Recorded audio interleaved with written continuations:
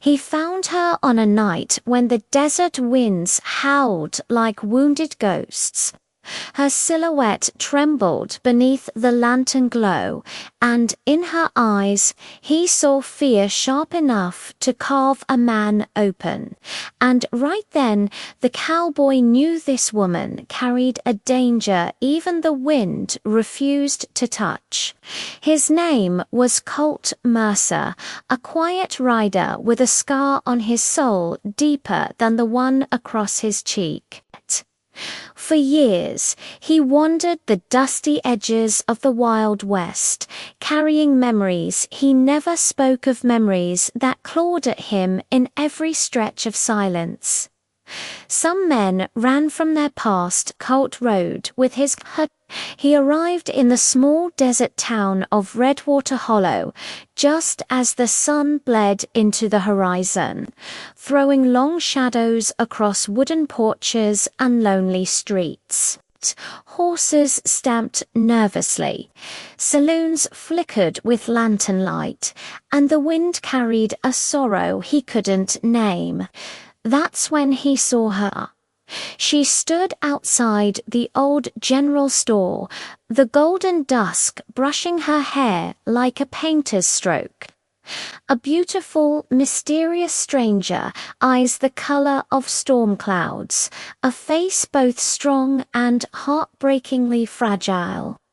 She didn't belong to this rough world, and yet she carried the desert's sadness inside her like she was born from it. Their eyes met for a heartbeat. In that moment, Colt felt something pull at him, quiet, unseen, powerful. The kind of pull a man like him didn't dare trust. She turned away quickly, as if afraid her secret might spill out if she looked at him too long.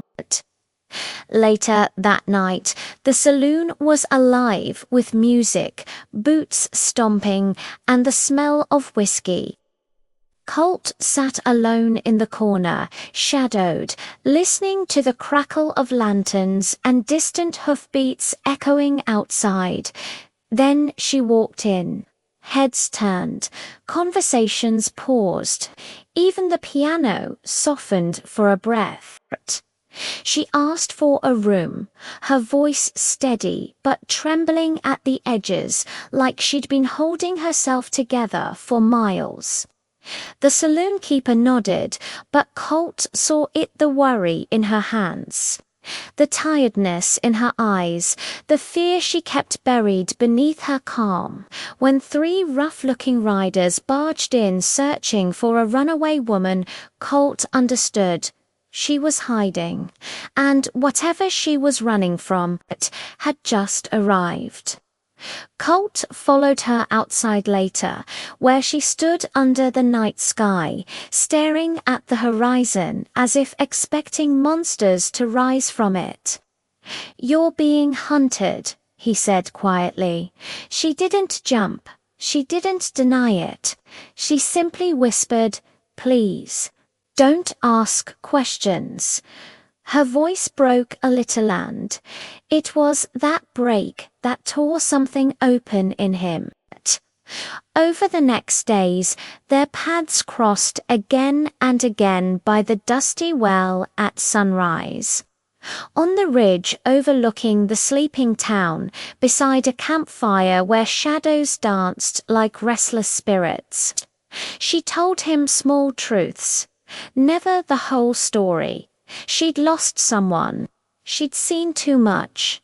She carried a mission she couldn't abandon. Colt didn't push.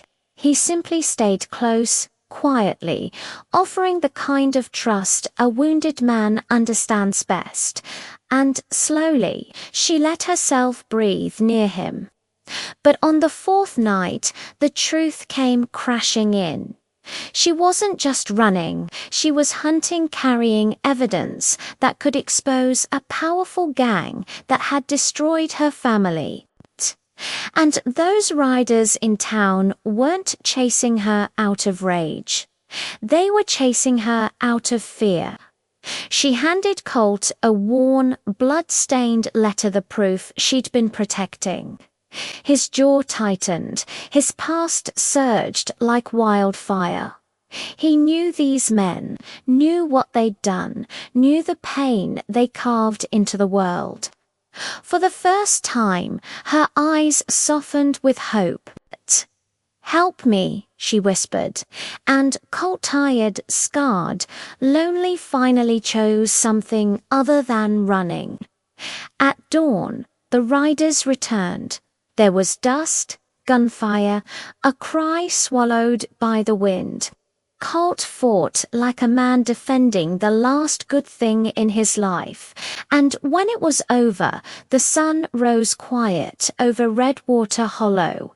She touched his hand, trembling but safe. "Why did you help me?" she asked softly.